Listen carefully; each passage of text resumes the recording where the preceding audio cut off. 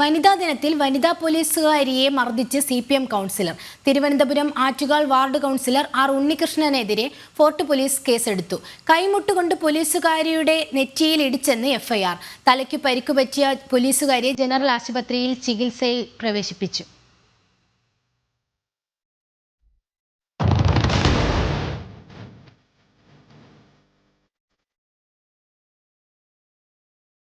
ശനിയാഴ്ച രാവിലെ 11 മണിയോടെയാണ് സംഭവം.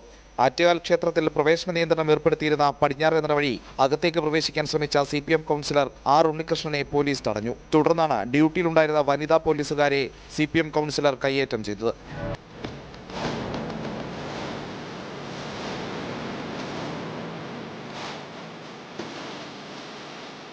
കൈമുട്ടുകൊണ്ട് വനിതാ പോലീസ് ഉദ്യോഗസ്ഥയുടെ നെറ്റിയിലിടിച്ചെന്നാണ് FIR. ഉണ്ണികൃഷ്ണന്റെ മർദ്ദനത്തിനിടെ പോലീസുകാരിയുടെ തല കട്ടിളപ്പടിയിലിടിച്ച് പരിക്കേറ്റെന്നും FIR-ൽ പറയുന്നു. മറ്റൊരു പോലീസുകാരി പിന്നോക്കം പോയി വീഴാൻ പോകുന്നതും CCTV ദൃശ്യങ്ങളിൽ വ്യക്തം. നേരത്തെ റോഡ് നിർമ്മാണം പൂർത്തിയാകാത്ത സാഹചര്യം ചൂണ്ടിക്കാട്ടിയ വയോധികനെ ഉണ്ണികൃഷ്ണൻ മർദ്ദിച്ചിരുന്നു.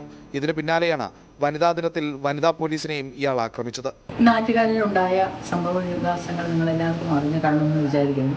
ഏകദേശം 12 മണിയോടുകൂടി കുറച്ച് ആൾക്കാരുമായിട്ട് വന്ന ആറ്റുകാൽ വാർഡ് കൗൺസിലറായ ഉണ്ണികൃഷ്ണൻ അവരെ അമ്പലത്തിൽ തൊട്ട് കയറ്റിവിടണമെന്ന് പോലീസുകാരോട് പറയുമ്പോൾ അല്പം കഴിഞ്ഞ് കയറ്റിവിടാൻ ഒത്തിരി ആൾക്കാർ ക്യൂ നിൽക്കുകയാണ് എന്ന് മറുപടി പറഞ്ഞ പോലീസുകാരുമായിട്ട് ഉന്തം തള്ളും വരികയും അവിടെ നിന്ന വനിതാ പോലീസുകാർക്ക് ഉൾപ്പെടെ പരിക്കേൽക്കുകയും ചെയ്തു.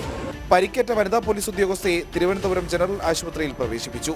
പ്രതിക്കെതിരെ ജാമ്യമില്ലാ കുറ്റം ചുമത്തി ഫോർട്ട് പോലീസ് കേസെടുത്തിട്ടുണ്ട്. ജനം, തിരുവനന്തപുരം.